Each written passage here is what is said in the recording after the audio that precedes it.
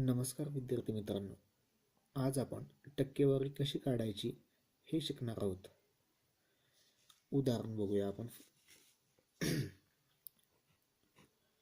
उदाहरण क्रमांक 1.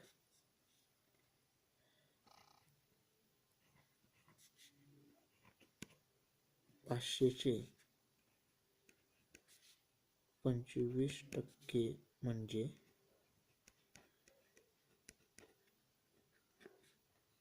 किती? उत्तर बघूया आपण. आपल्याला टक्के काढायचे आहेत. कशाचे? 500चे. किती? 25. तर बघायचं, 500चे 25% म्हणजे 500 चे म्हणजे काय? गुणाकार. 25% म्हणजे काय? भागिले 100. विद्यार्थी मित्रांनो, केव्हाही लक्षात घ्यायचं टक्केवारी काढताना 500चे 25% म्हणजे किती?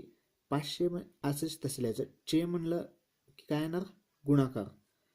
किती टक्के काढायचं आपल्याला? 25%. म्हणजे काय लिहिणार आपण? भागिले 100. आता 500चे हे 2 शून्य आणि 100चे हे 2 शून्य कट होणार.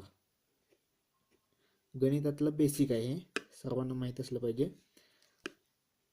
त्यानंतर पुढच्या स्टेपमध्ये काय राहतं इथं?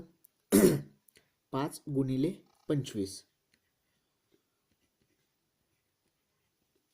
बरोबर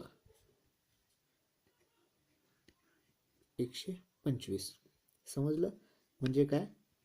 तर 500चे 25% म्हणजे 125.